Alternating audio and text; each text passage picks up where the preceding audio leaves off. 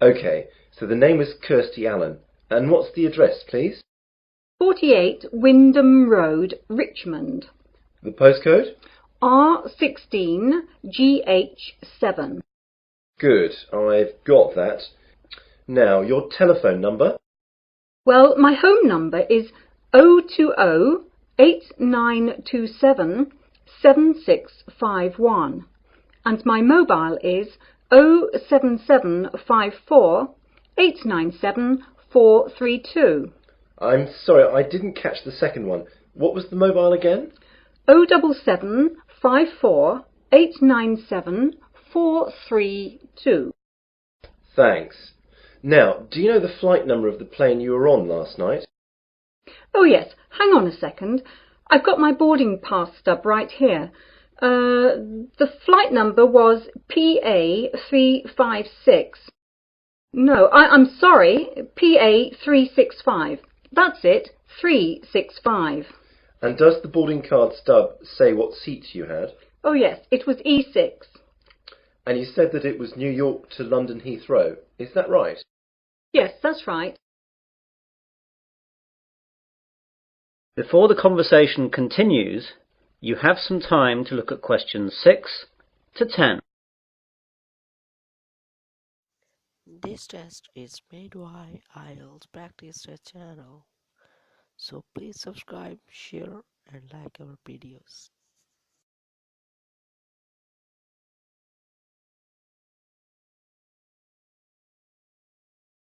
Now listen carefully and answer questions 6 to 10. OK then. Now, I have to take some details about the bag that you lost. It was a handbag, yes? That's right. Could you describe it to me? Well, I guess it just looks like any regular handbag.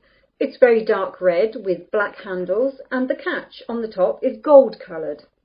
Does it have any distinguishing marks? Not really. It's quite new, you see, so I haven't scratched it or anything. It's got a brand name, but that's just inside the bag when you open it, under the catch. OK. Now, can you tell me what was inside the bag? Quite a few things, actually. Not my passport, of course, or I would never have got out of the airport. My purse is inside, and that's got about $200 and about £70 cash. There is also my credit card and some membership cards. Good. I'll just write that down. Anything else in the bag? A small paperback that I was reading, some makeup, my work keys, but not my house keys, thank God, and a couple of pens. Have you informed the police about the loss of the card? Yes, and I've also cancelled the card with the credit company. Right. Now what I'll do is to contact the lost property, which is where your bag will have gone if it was found. I'll give you a call back within an hour and tell you what the situation is. If you haven't had a call within an hour and a half, call back this number and ask for me. My name is John, OK? Yes, that's great, John. I'll speak to you later. Goodbye. Goodbye. That is the end of section 1. You will now have half a minute to check your answers.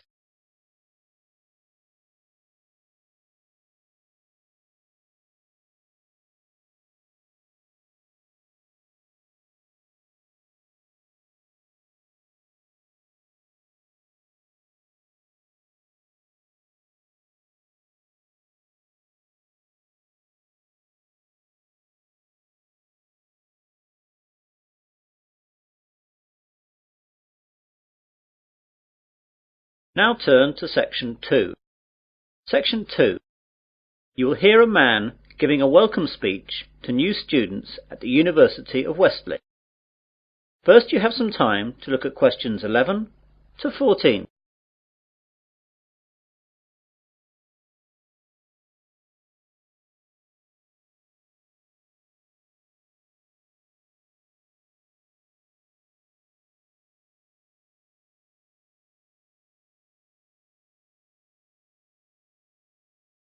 Now listen carefully to the welcome speech and answer questions 11 to 14.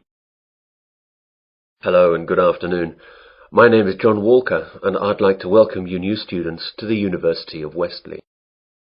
What I'm going to do today is just explain to you some of the facilities that you'll find here on our main campus and where you'll find them. If you look at the map on the overhead projector, let me talk you through some of the locations before describing some of them in more detail. Well, at present, we're in the university's main lecture hall. If you go out of the main front entrance, then you will see opposite across the car park the entrance for the focal point of a lot of university life for most students. This is, of course, the Students' Union. About 150 yards on the left of the Union, as you look at it from here, is another focal point for the students, though not as popular as the Union, the University Library. Behind the library is the main university refectory, where many students eat both lunch and dinner. On the other side of the Union is the college chapel, and behind that there is a small hall of residence. There are 3 other halls of residence behind the Students' Union. Behind the hall that we're in now is the sports hall and grounds, and either side of us are academic departments with lecturers' offices, lecture halls, and various labs. You'll find it all a bit confusing at first, but you'll get to know your way around fairly quickly. You now have some time to look at questions 15 to 20.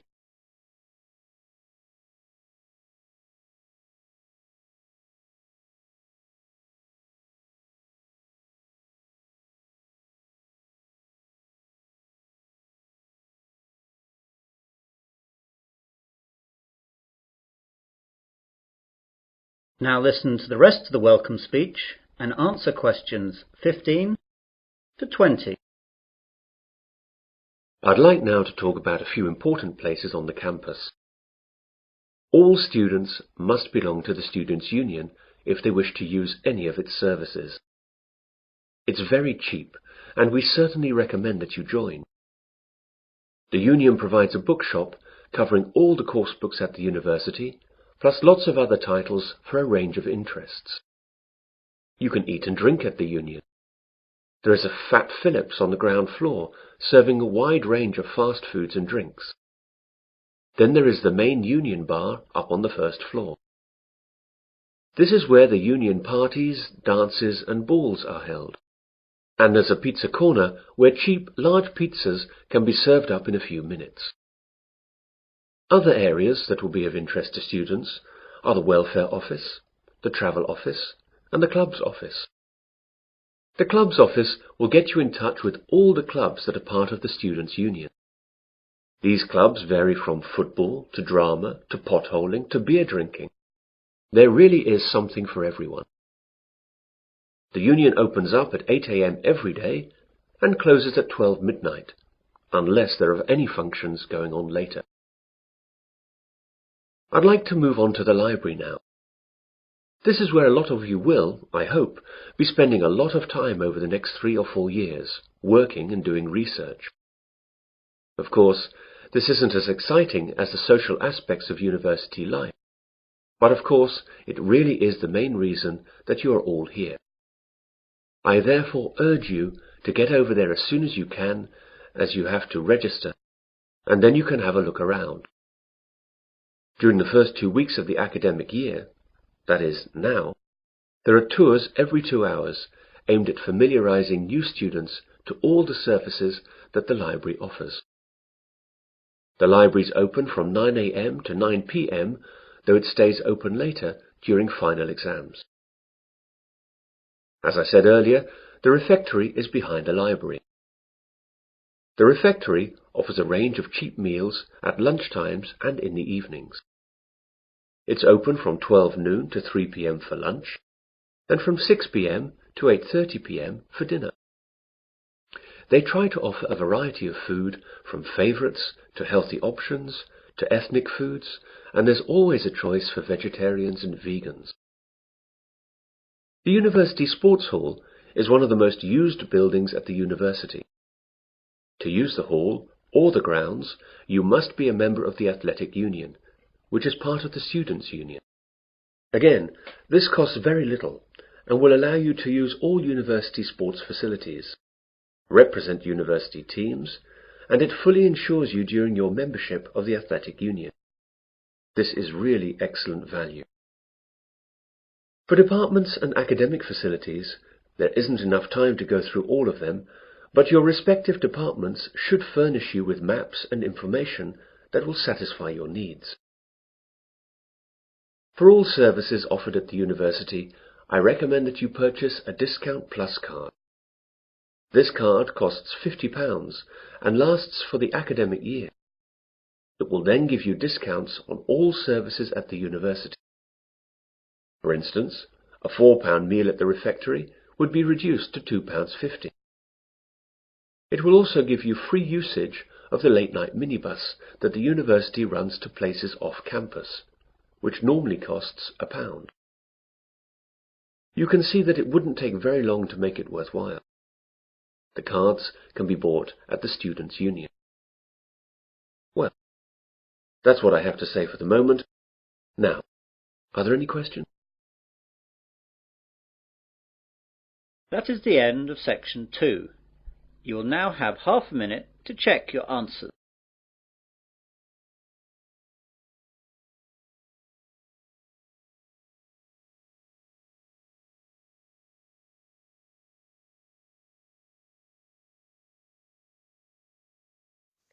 This test is made by Ielts Practice Test channel. So please subscribe, share and like our videos.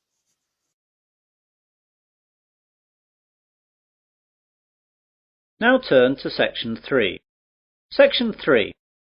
You will hear two students discussing the new term at their university. First, you have some time to look at questions 21 to 25.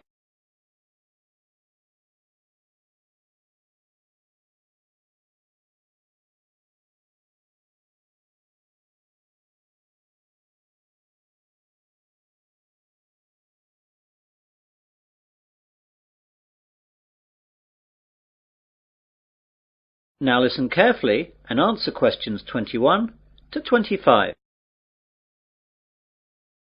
Hey John, I didn't know you were here at university yet. When did you get here? Oh, just yesterday, Thursday. I've got some stuff to get sorted out for the start of my second year, as I've just got some new subjects. Today I've got to sort out my timetable.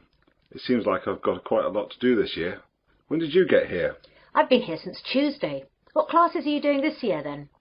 Well, I'm continuing economics, of course, as that's my major, but I'm taking an extra maths class and I'm dropping Spanish so I can take up French. What about you? My major's the same as yours, of course, but I'm going to continue the same classes as last year as I like them so much. They're history and music. What's your Monday timetable like? Well, at 9, it looks like I've got French for 3 hours. That's going to be a tough start to the week. Yeah, I can't imagine it worse. I've got history for 3 hours, which will kill me. The good thing for me is that I've got a free in the afternoon, which will relax me after that morning. No such luck for me, though. I've got that extra maths class starting then, so I'll be hard at work all day on Mondays. Yeah, I don't envy you that. Still, the extra maths will really help your economics in the long run. I know, that's why I'm taking it this year. Last year I really struggled with all the maths that I didn't understand in the economics, but hopefully this year that will all change. What about sport? What have you chosen to do on Wednesday sports afternoons? Are you sticking with rowing? I'd love to, but the rowing club storeroom got broken into and the boats were damaged, so it's not possible till the club can get enough money to repair or replace the boats. They're really expensive, so that'll take quite a long time. So as I can't do that, I'm going to try out squash. What about you? I'm going to do the same as last year. Volleyball. That's good. It's in the main sports hall like the squash. I'll be able to see you a lot this year. Yeah, it looks like that. You can help me with the maths that I don't understand. Ha! Maybe. For a small fee, of course. You now have some time to look at questions 26 to 30.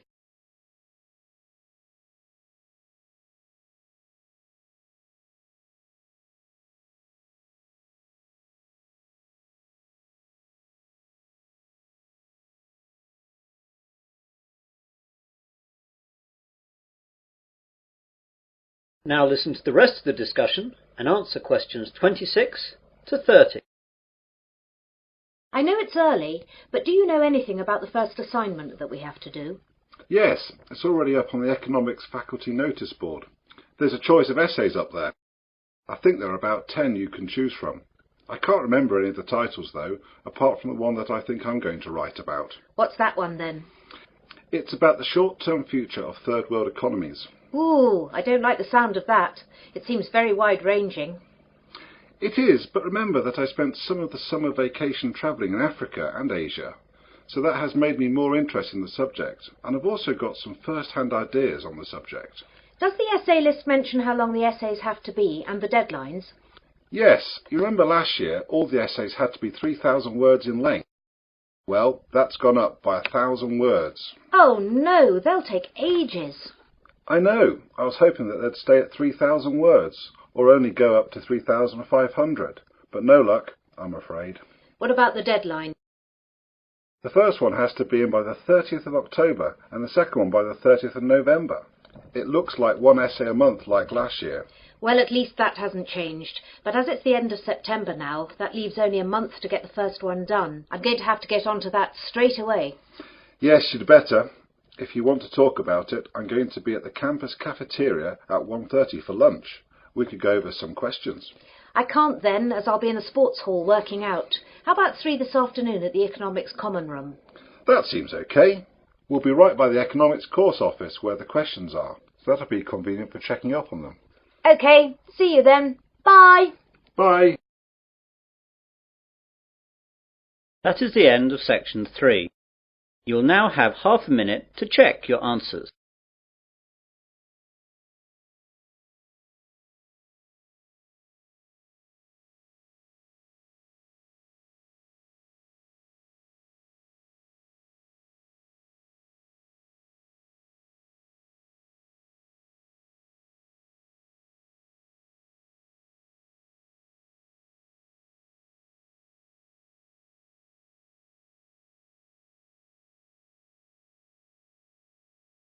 Now turn to section 4.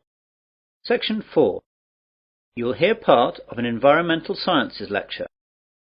First you have some time to look at questions 31 to 40.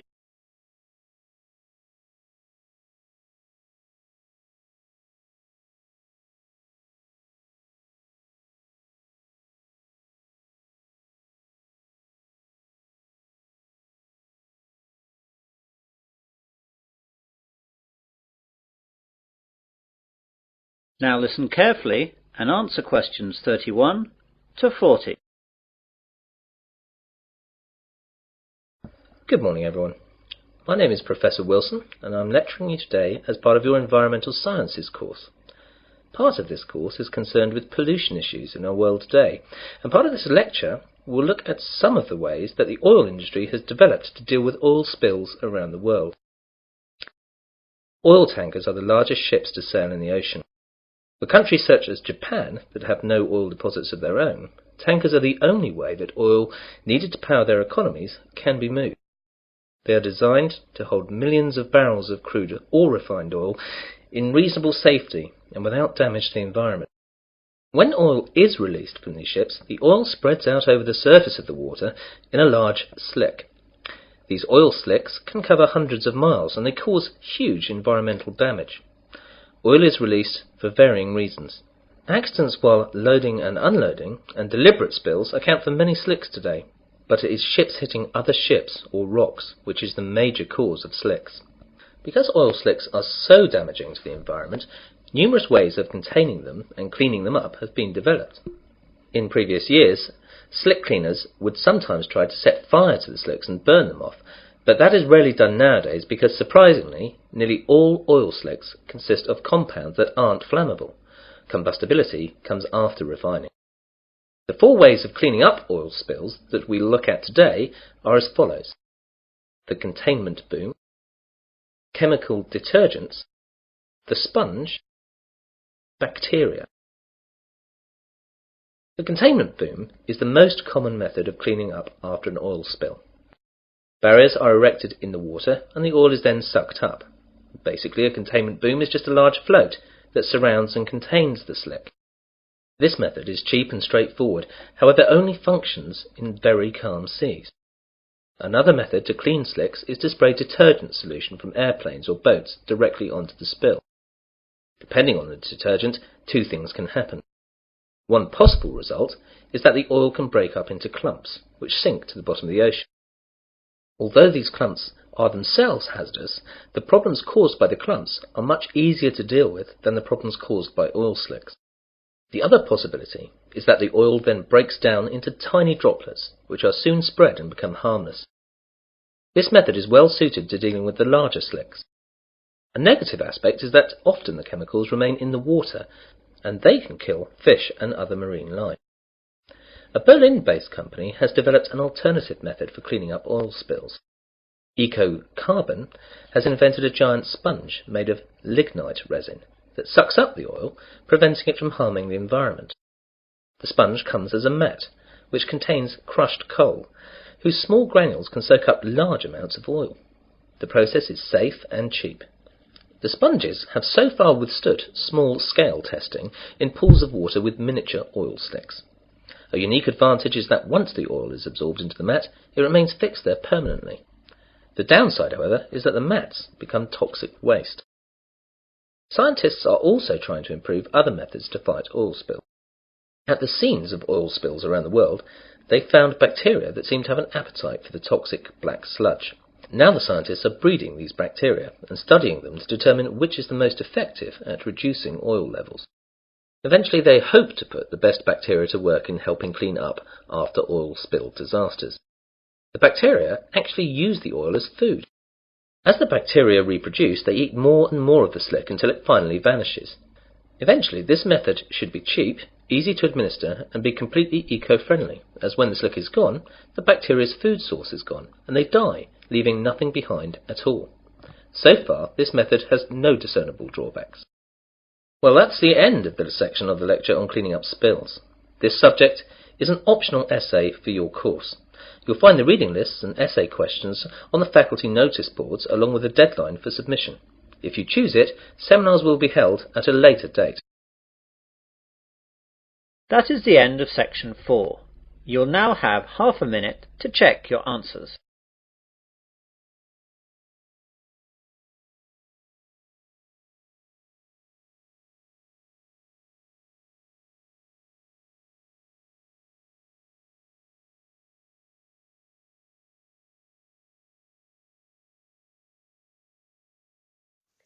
This test is made by Ielts Practice channel.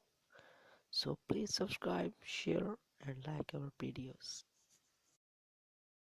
That is the end of listening test 1. In the Ielts test, you would now have 10 minutes to transfer your answers to the listening answer sheet.